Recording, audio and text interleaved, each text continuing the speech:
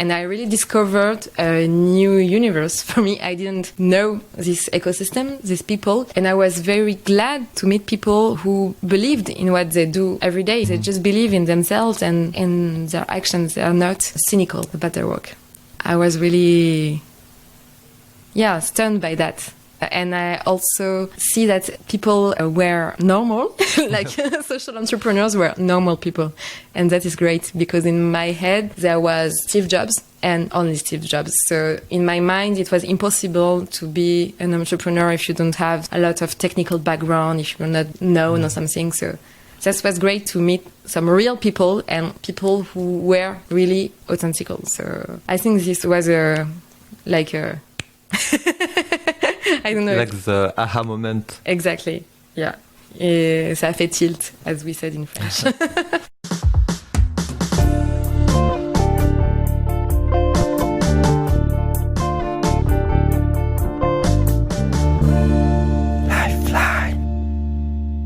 Hello everyone, my name is Din Long and welcome to the podcast Lifeline. In this podcast, I will interview people who are having a positive impact in their community and have a strong message that deserves to be shared. We will dive deeper into their journey becoming a change maker, and hopefully you can take away some insights for your own journey. In today's episode, you'll be meeting Valentine, a young French social entrepreneur who created a unique kind of public speaking training to give a voice to the unheard. Valentine always wanted to make a difference, but it took a succession of unexpected events for her to discover how. Valentine explains that she had the chance to meet the right people at the right time who helped her realize that she could actually be a social entrepreneur herself. We discussed about the importance of public speaking and why it scares so many of us. And finally, Valentine explores with us her long journey to overcome this fear and how she's now helping others to become more confident public speakers. Bonjour Valentine, I'm super happy to have you in Lifeline because for me you are one of the most inspiring person I know in France. And I really want to share your story, your voice, your journey with everyone. Maybe you can start with introducing yourself, where you come from and what you are doing. Thank you for this amazing introduction. My name is Valentine, I'm 25 and I'm living currently in the suburb of Paris, in Versailles. Don't know if you know the Palace of Versailles. It's not my home, but everyone knows. Yeah, it's close. So for 2 years, I am launching a project called Toi-même tu parles. I don't know if I should translate it. Like you can speak. Yeah. Kind of. Sounds better in French, but... And the aim of the project is to give access to the most precarious people, to give them access to quality training in public speaking. For example, we've been building trainings for refugee people, for disabled people, for young people. The idea is to get these people more confident in themselves when it comes to public speaking. Because in France, it's something very difficult for a lot of people because we don't really learn how to speak in public at school. We learn how to write well, how to listen, how to shut up, but we don't learn a lot how to speak. And this creates a huge amount of inequality because when you want to get better in public speaking, you have to go to find a coach, an actor, or maybe when you are in a company, the company pays a lot of money to teach you how to speak. And there is a lot of people who think that it's impossible to be a good speaker or just to have some pleasure when it comes to public speaking.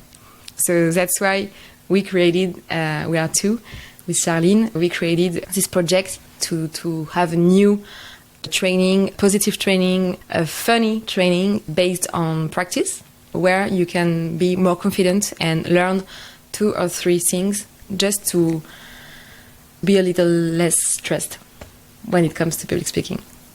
How did you first understand this problem in French society about like public speaking is something that we don't learn at school?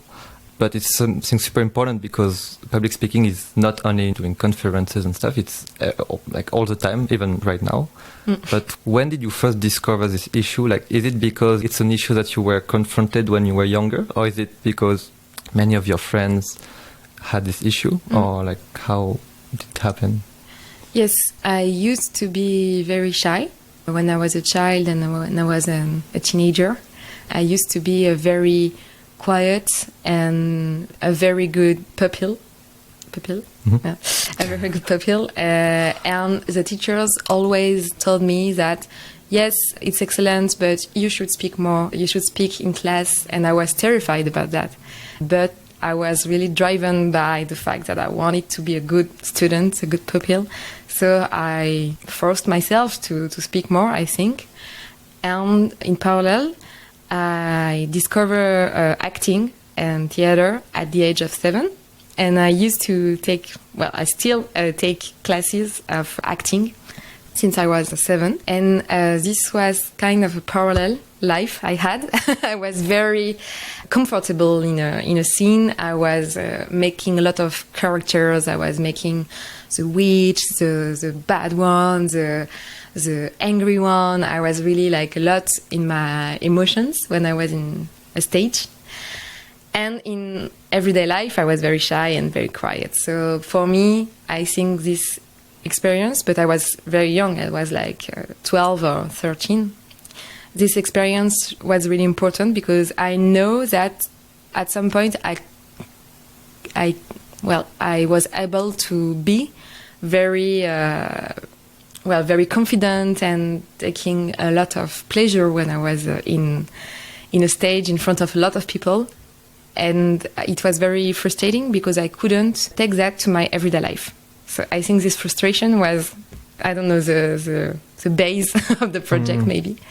But after that, I entered to university. I went to Sciences Po Strasbourg, which is a school of political science. And I really enjoyed studying there. I was very comfortable with people. I was good there. I was in a good place, I think, with friends, and I was very interested by class. So I think I was in a good disposition to how to say that English is not so easy as French. I became the president of the debating society of my school. So that was quite an important part. I had to organize conferences, joutes oratoires, which is debate competing. So I was supposed to be the better speaker of my school. As I was this president of this debating society, people had the idea that I was very good at public speaking. So that was complicated for me because I liked that, but I didn't have the confidence. So I think this was also a very good point. And during this experience, it was a very male world. A lot of men and very few women participated to the debate society. And for me, it was something I didn't understand, why women didn't want to participate. And also, we speak about, educated women, high-class women, and even with this privilege, they weren't able to think that they were capable of that. So I think this idea was very important for me. Sorry, the story is very long. You can cut it. But I love long stories. So yes, after that, I started to work a very few times. And my working life was for me something in parallel of my personal life. I wanted to have some impact, some positive impact, but I didn't make the link between public speaking, theater, acting, and my job. That was two different things for me. And I started to work in development aid, mostly at the French cooperation. And it was a huge disaster. It was very difficult for me. It was only an internship. It lasted 4 months. And It lasted 4 months because I couldn't finish my internship because I get sick during this internship. I did a burnout in internship, which is possible. I didn't know that, so I didn't believe that. Yes, it's possible. And my manager didn't know that either, so for her, I was just going to vacation. No, it was very difficult because I had a big crisis about the impact of my job, because I thought working hard in public development ed would be impactful and would really help people to get better, to have better house, to have better education, to have more money. And in reality, what I saw was that my work was useless. I didn't understood my work. I didn't see the impact of my everyday actions on the field. Maybe because it's a big organization and it's a very technocratic. But it was crazy because everybody told me, "Oh yeah, you had the French cooperation, so good. You must be so glad to go to work there." And I was like, because every day was really not good. I was in front of my computer and I was wondering why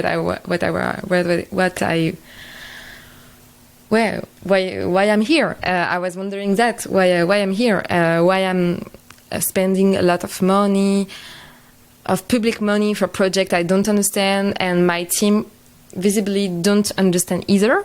So nobody understands really what we spend a lot of money, and we cannot identify real beneficiaries of the project. And that was, I think, really complicated for me.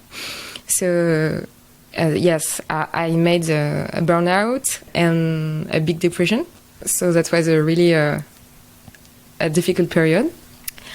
And I had to stop working, and I decided to take 1 year just to do volunteer stuff, to discover other things, to take my time.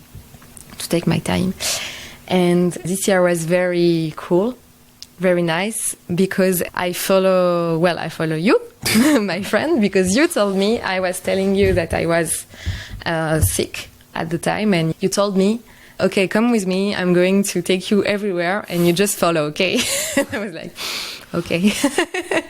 So you take me to events like Make Sense events.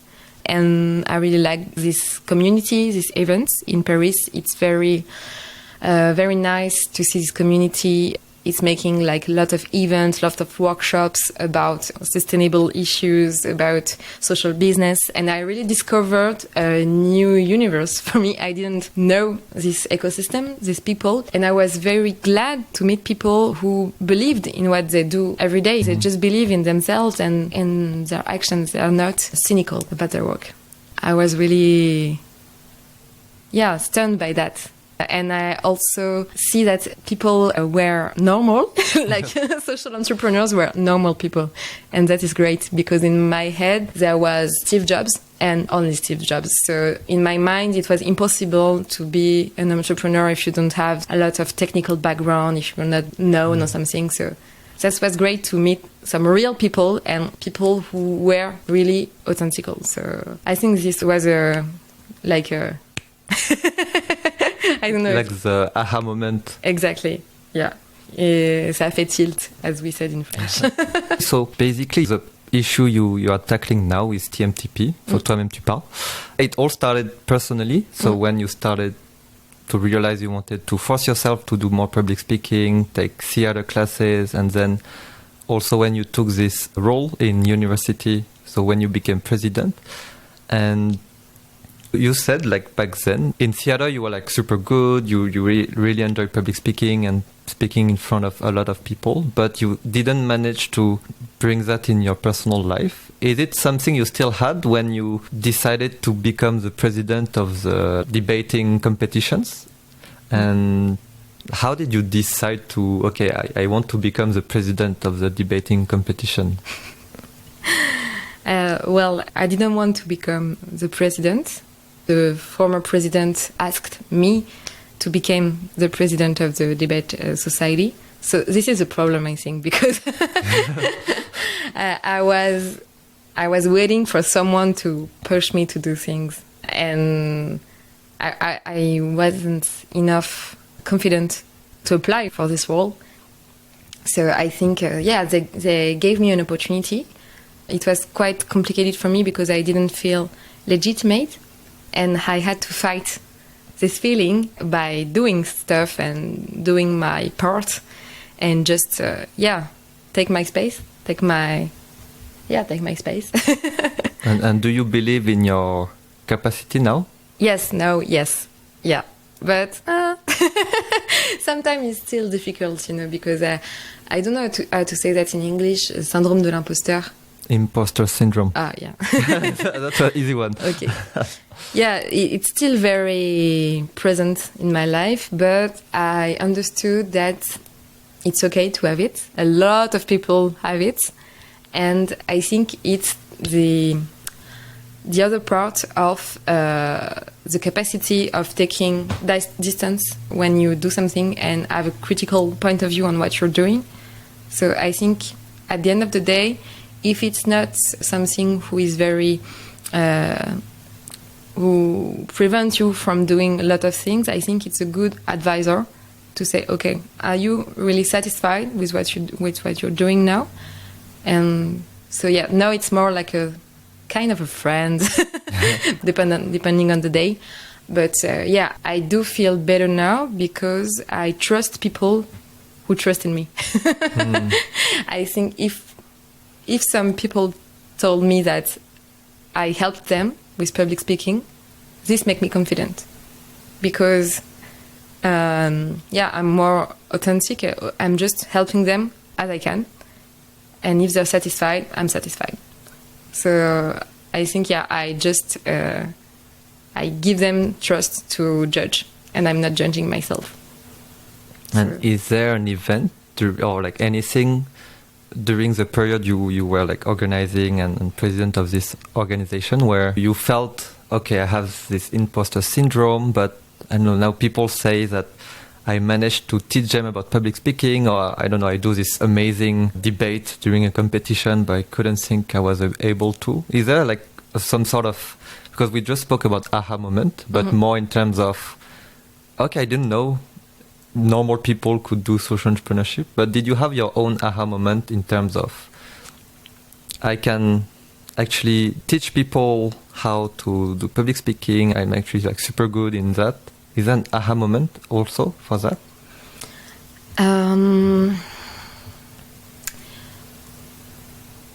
Yes, it was more like it lasted for a year, so it was more like un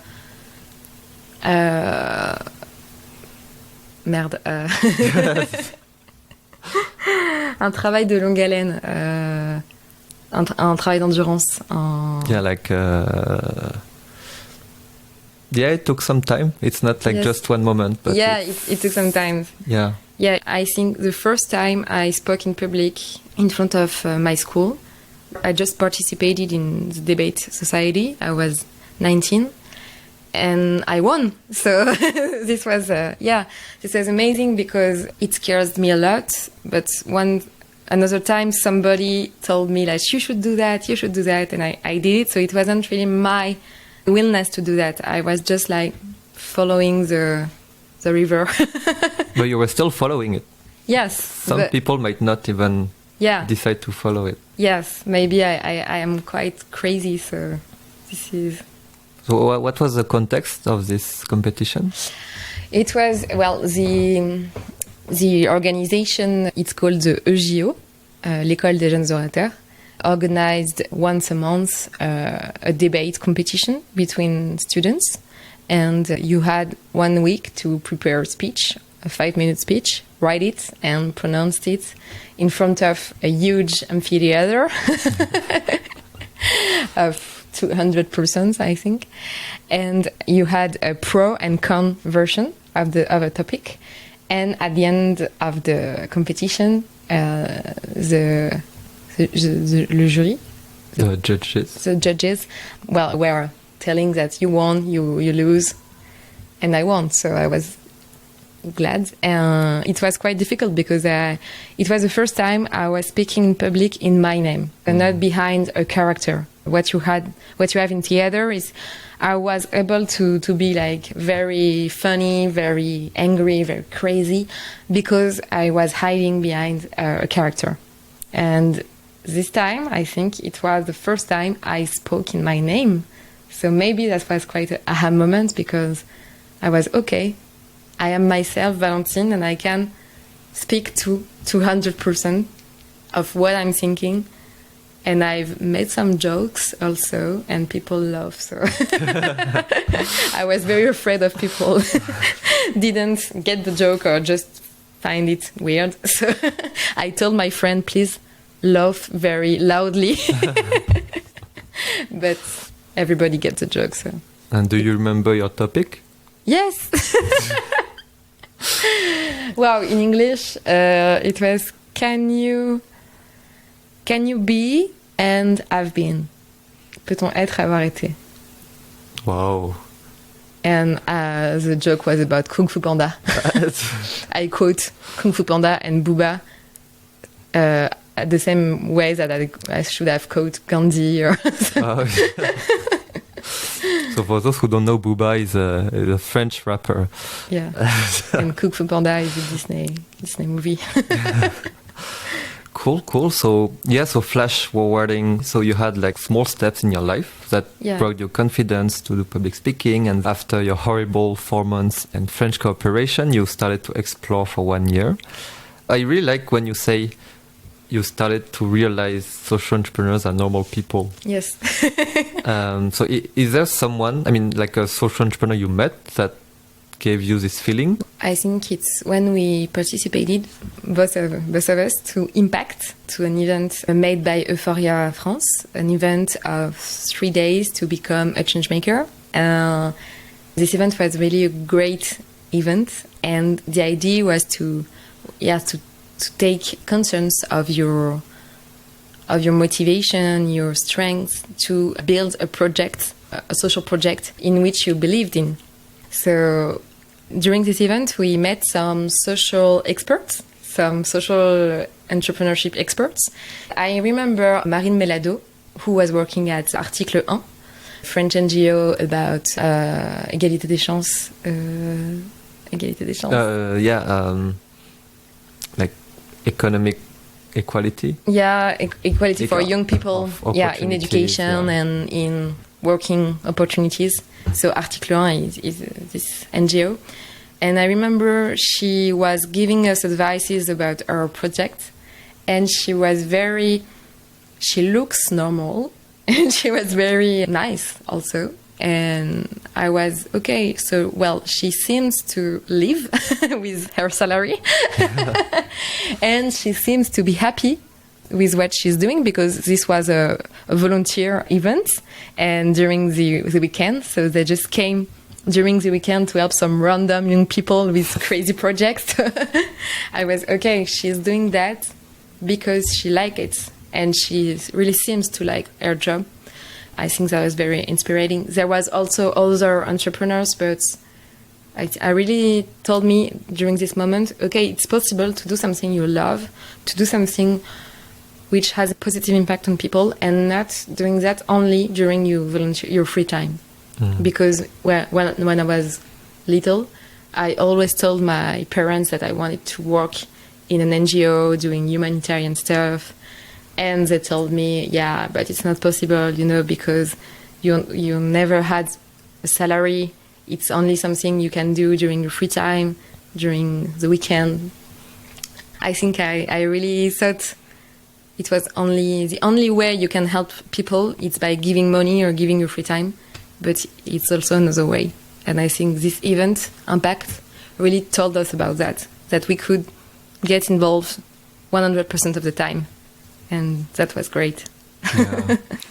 Did you know before this moment that you could work and be happy at the same time?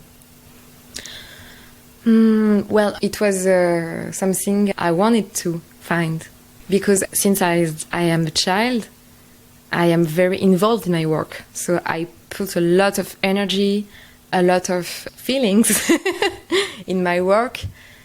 So yeah, for me, work should have been a place where you are not happy, but fine. And becoming sick because of work was very complicated for me and for my mental constructions, because I was always thinking that maybe if my personal life is not great, at least I would be a great worker because I was a great pupil, you know. So I was just imagining myself going play in like a huge businesswoman, very successful. I was really like seeing myself like that. I think it was a big illusion. Yeah.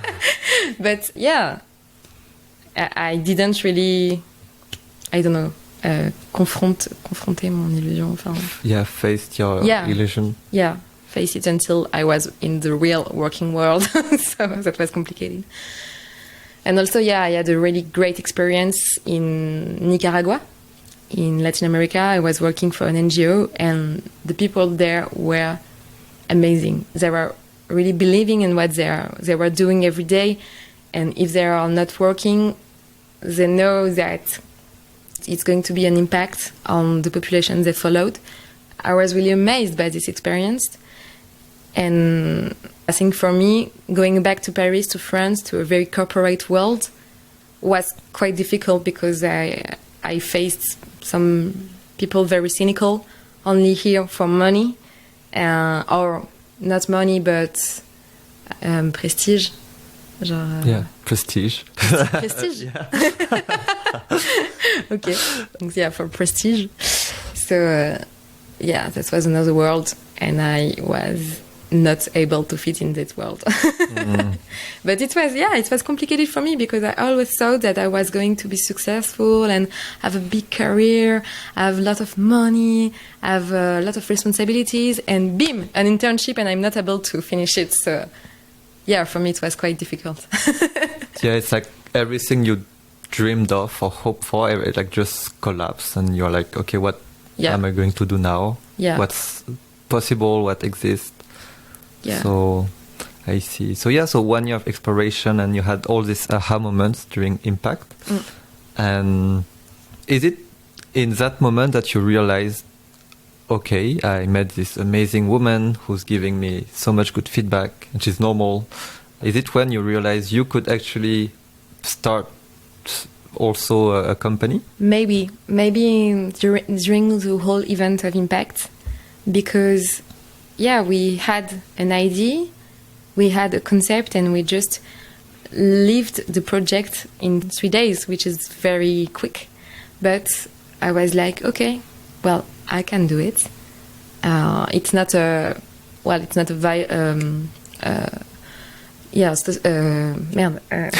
un projet viable. A viable project. Yeah. Oh, yeah.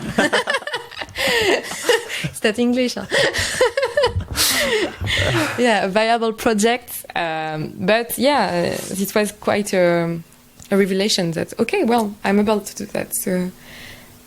And also, I had an idea during Impact because there was a pitch festival where we were all supposed to pitch an idea of project during 2 minutes. And we were like 20 persons, and only a few were happy and able to come on stage and to pitch their idea. And I was really, what the fuck? They have good ideas. We are a very positive group. It's a safe place. We are not going to judge you.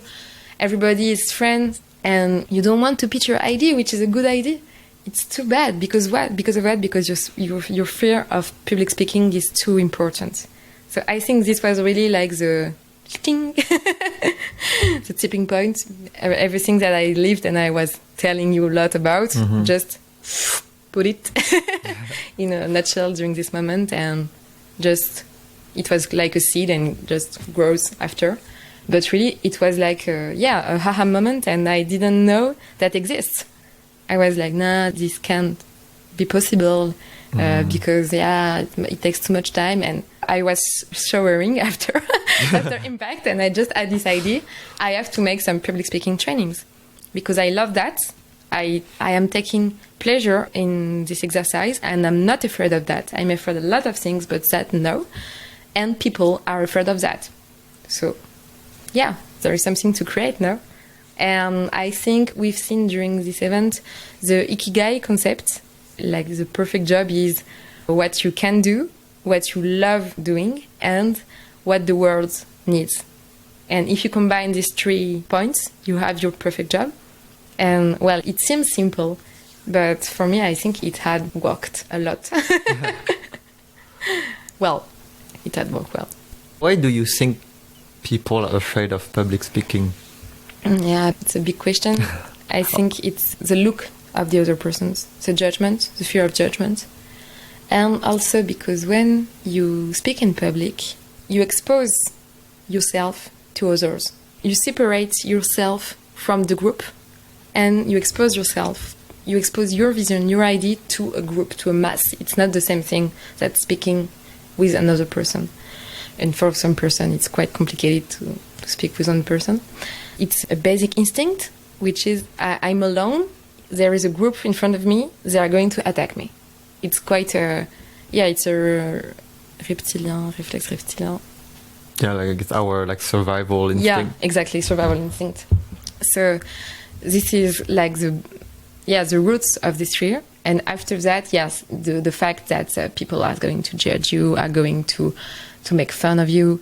And also, for a lot of women, that you are not enough legitimate to speak about what you are speaking.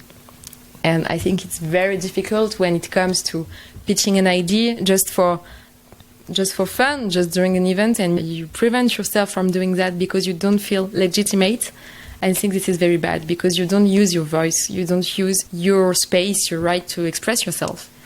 And I think a lot of people in France, we do suffer from this imposter syndrome. And it's not a good friend when it comes to public speaking. Mm. So you had this aha moment in the shower. So did you know how to start after showering? So you were so excited, you were like, okay, I want to do this. But what do you do when you have this crazy idea, you know it's going to work? How do you start? What do you do? I remember I searched on Google if something similar exists. I didn't find a lot of things. I don't know how I didn't find anything because now when I'm typing something, I found a lot of stuff. So I didn't know what I did this day, but I didn't find anything. So I was like, okay, cool. This doesn't exist. So thanks Google for this day because maybe. And just after, 1 week after, I registered to Make Sense Social Cup, which is an event made by Make Sense to really make a quick starter of your project, but starting from nothing. And just have a methodology of lean Canva startup, like a methodology to start a startup very quickly. And you just work in teams during 1 day, and you put the basis of your project. It was a great event, and I met Charline, who is the co-founder of the project there. We didn't know each other. And, I asked somebody to pitch my idea because I didn't wake up early. And I came late to the event, so I wasn't able to pitch my idea. So Robin, another guy, pitched the idea, and Charline thought it was great. So we were a team of 3 persons, and all the teams were 5-7 persons. We were the smallest team. And at the end of the day, we were getting very well, and we had the same vision. We had also the name, Toi-même tu parles, at the end of the day. And with Charline, because Robin was quite busy, with Charline, we decided to continue the adventure. So at this moment, it was a great event because they give you some advices to continue, some persons, some ecosystems, some NGOs, impact also. So I had some documentation, and I started to give to every Facebook pages of this organization. So I started to have a feed based on social entrepreneurship. Thank you. I think you're responsible for that. I remember that I talked to you about that. I talked to other people, my parents, my family, but this was not easy at the end for them. So I thought, she's quite, she made a burnout. Now she's quite in depression. Maybe she has some crazy idea. It's part of the process. It's okay. She's going to get back to the French cooperation at the moment. So they wouldn't believe in my project at the beginning. And, well, I understand because that was quite crazy. But I think it was a moment of my life that I was quite crazy. So, I could start, I could make this step to, just try. Just try this. And there is a lot of ecosystem who is going to help you because there is a lot of person who did the same. There is a lot of organizations who have some resources, some documentation, some advices. So it was not very risky for me at this moment. So, and I think you helped a lot by pushing me in the back. Go! It's great to see your evolution from, you were saying just before that you just follow the tide, but more and more you took more confidence, you started to accept the imposter syndrome, and now you're more entrepreneurial and you start stuff and you just do stuff, and I think it's great. Now, could you share, what are your main trainings, events with the MTP? What you mentioned a bit already who were your participants or the people you were working with, but maybe could you share what was the first training you organized with the MTP? Sure, I remember it. I organized a training for pupils in college, which is not primary school, but just after. They were 13, 14 years old, so teenagers. And it was an NGO who helped them with homework and which proposed them to go to cultural events. And they wanted to make some debate classes. And I was friend with a volunteer and she told me, oh yes, we want to do that. So we are going to give them topics and just let it go, see what's happening. And I was like, oh no, I can help. So it was the first time we gave a class. And I told Charlene to come 5 minutes before. And we just organized all the class 5 minutes before. And she was like, what the fuck, what are we doing? So it turns quite well, but not so good now. But it was a really good start. And we seen the teenagers enjoyed it and really were receptive. So it was really interesting, but we definitely need to prepare it a bit before 5 minutes. 5 minutes before the class. So, yes, it was really a great stuff. And we had the chance to give 5 classes with this group. So we just seen the evolution. And it was our first group. So they weren't coming at all classes. So it was really interesting because we understood that we need to work with some NGOs who really make the beneficiaries coming.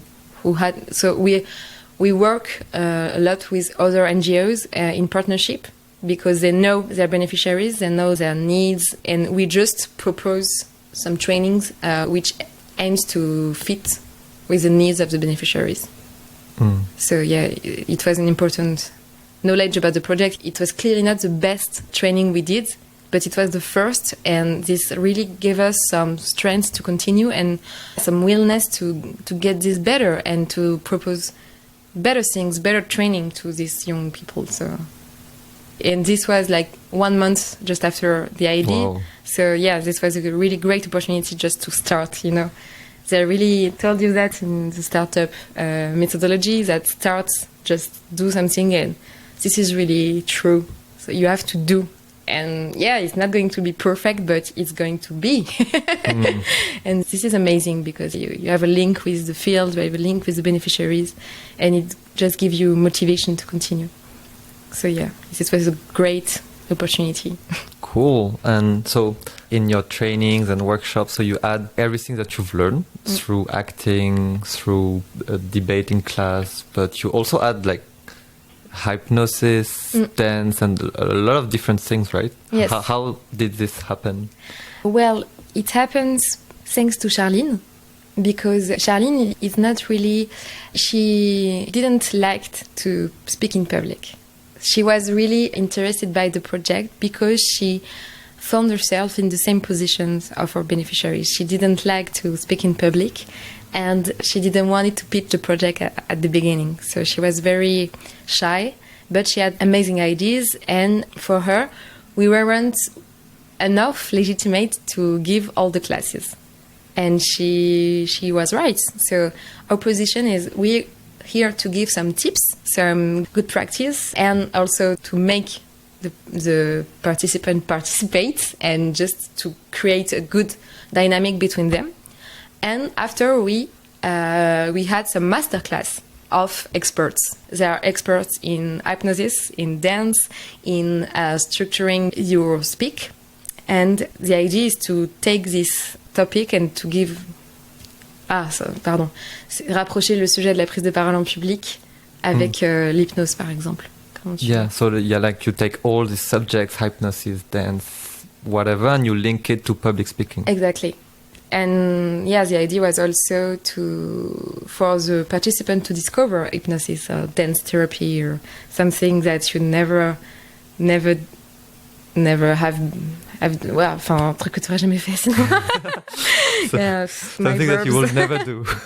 I'm sorry, my English classes are quite far away. Désolée.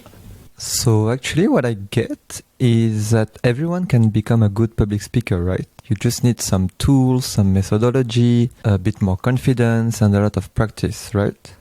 Yes. And also we create a group dynamic where the group gives you feedback of what you're doing and what you're doing great. When you do something you didn't prepare, I give you a topic like, okay, you have to defend the cactus. You didn't prepare it, you have no opinion on the topic, it's a bullshit topic, and you have to defend it in 2 minutes with no preparation. And the aim of this exercise is that the group is going to tell you what you're good at when you didn't prepare anything. Maybe you have some sense of humor, maybe you have a good look, maybe you have a good body language, maybe you have a lot of things. Maybe you are very structured when you speak, even in a bullshit topic. So this gives you really strength and confidence, I think.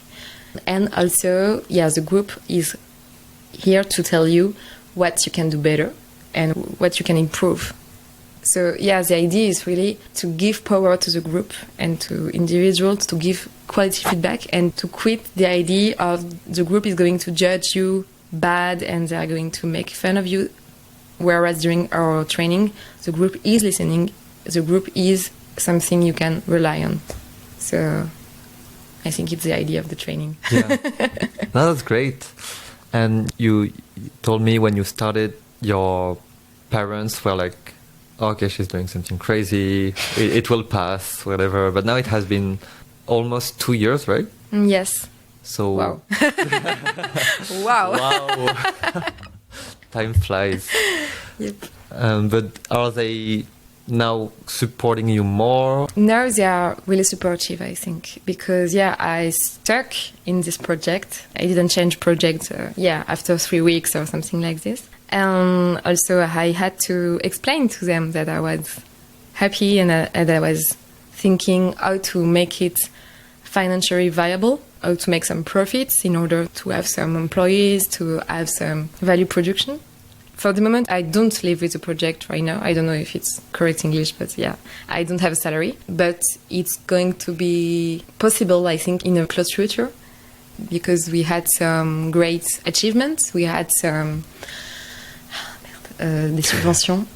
Grants? Yeah, we have some grants by foundations and by public administration in France.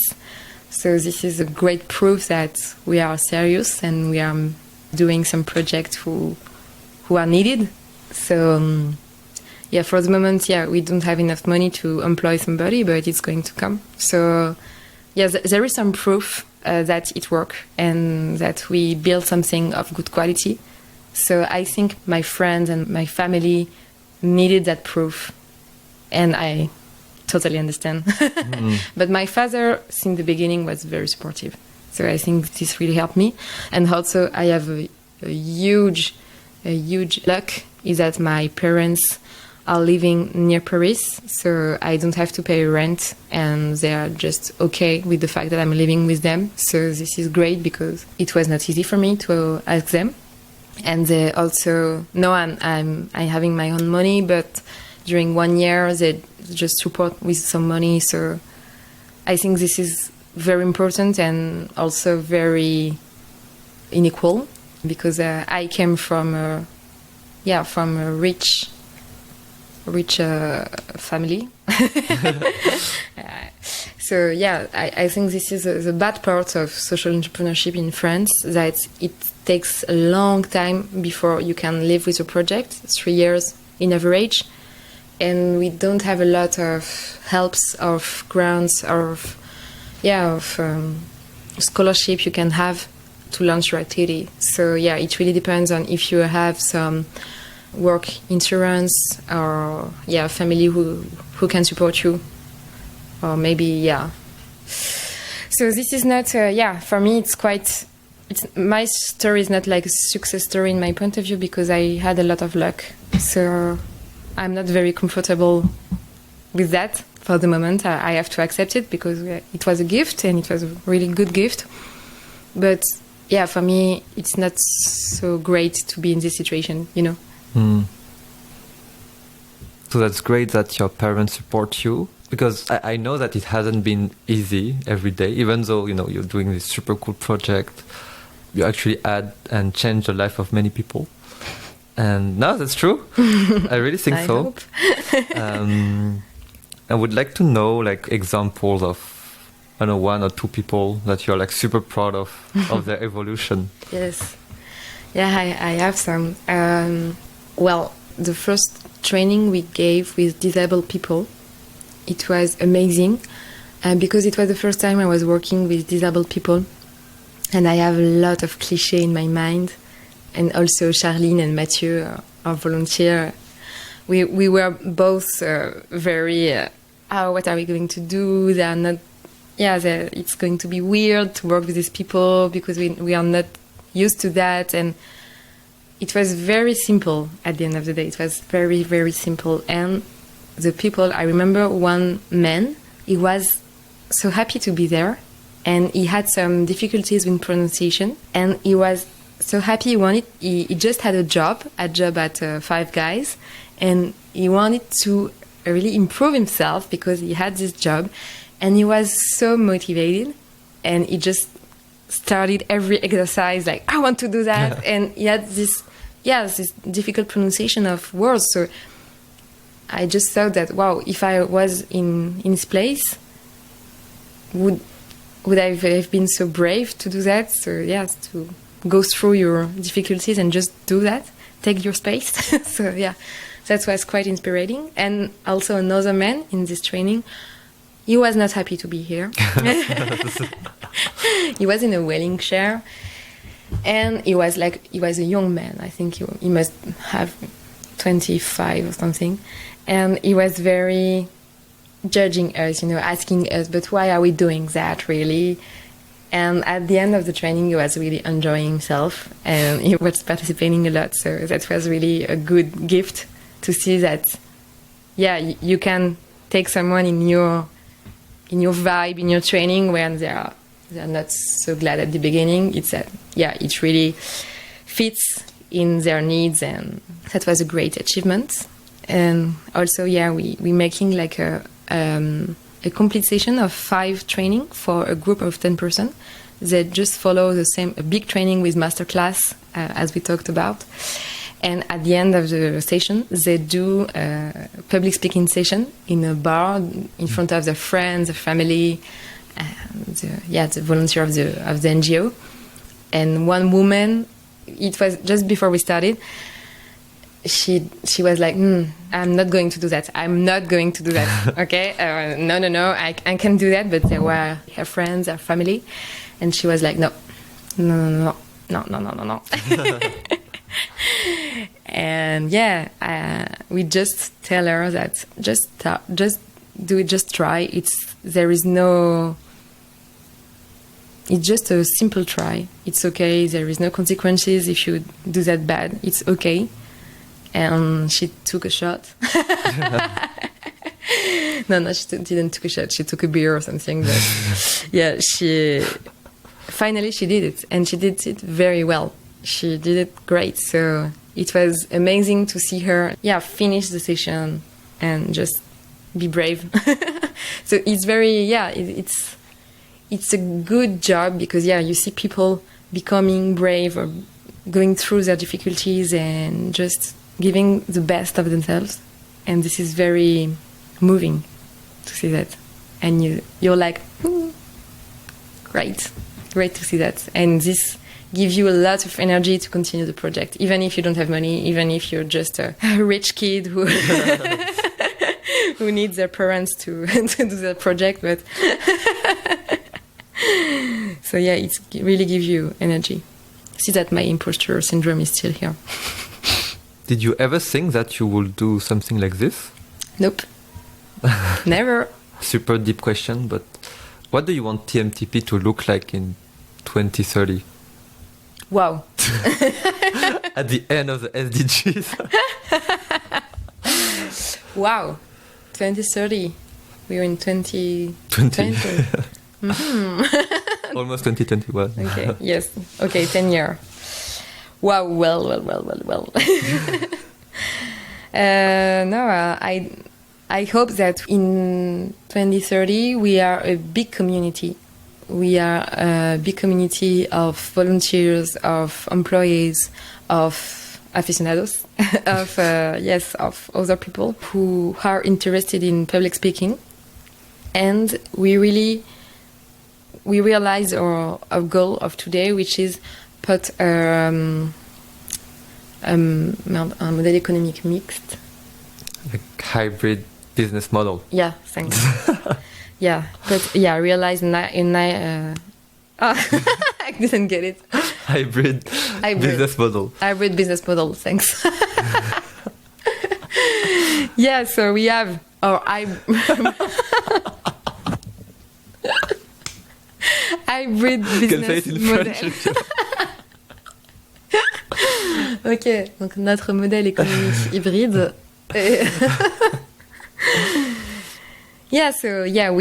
We train companies, and in the same time we train our beneficiaries thanks to these companies, and we create events with the company and the beneficiaries.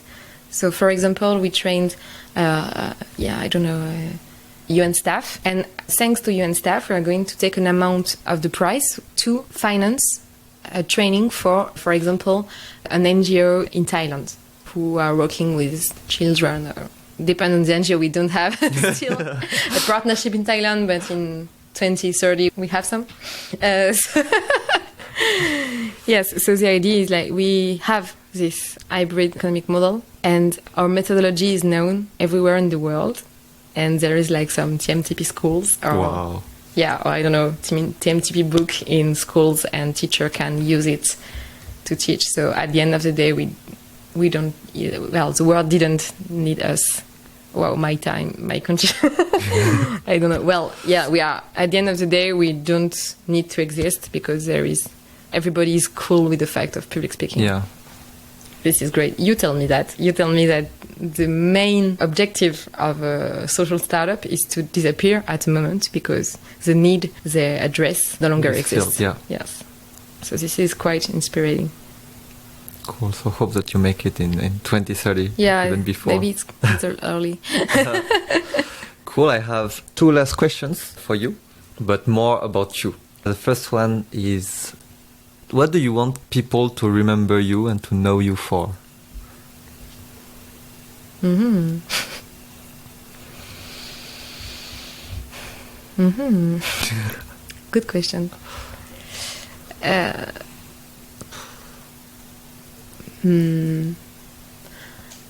I would be proud if people who I know personally remember me as a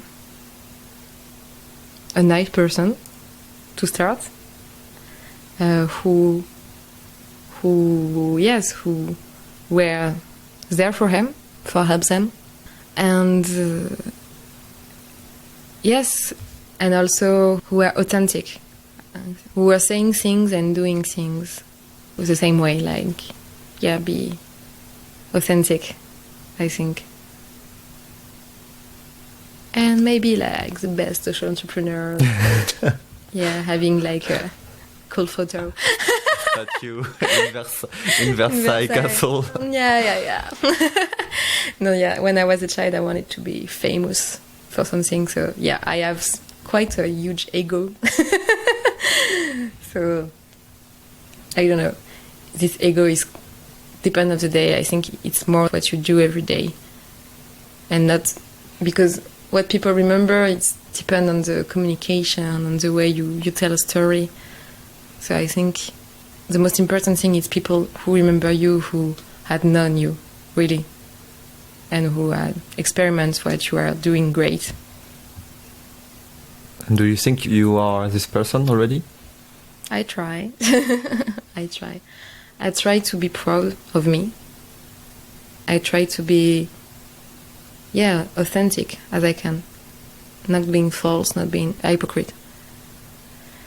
So it's not easy every day. So the financial part is quite complicated for me today because I want to be independent and I'm still counting on my parents. This is quite complicated for me.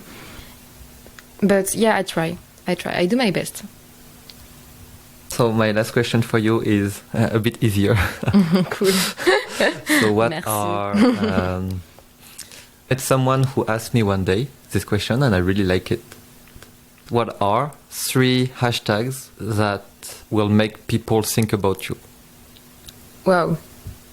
It's not easy.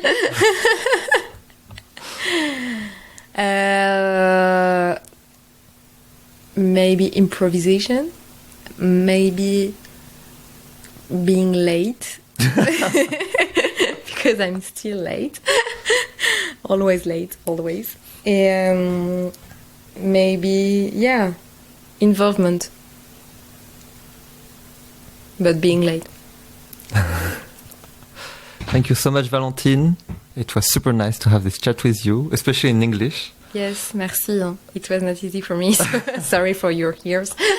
It was a French-English class today. Thank you so much, Valentine. And where can we find out more about you? Well, you can go on my Facebook page, Toi-même tu parles, and we have also a website, toimaimetuparles.fr, which I'm going to give you. And also we have an Instagram account, Toi-même tu parles. So feel free to follow us if you know any person who needs this training, who wants to benefit for a training, an NGO, a corporation, and individuals. Feel free to contact us. Thank you, Valentine. Merci. Thank you for listening to the voice, struggles and hopes of Valentine. I hope that listening to her will help you move forward in some way. If you enjoyed this episode of Lifeline, please do share it with your friends so that the journey of Valentine can inspire even more people. In the next episode, you'll be meeting Yama, a Dutch-Afghan changemaker who's really driven by his mission to bring more diversity to France's startup ecosystem and to contribute to the development of Afghanistan. Here's a quick preview for you and see you next time.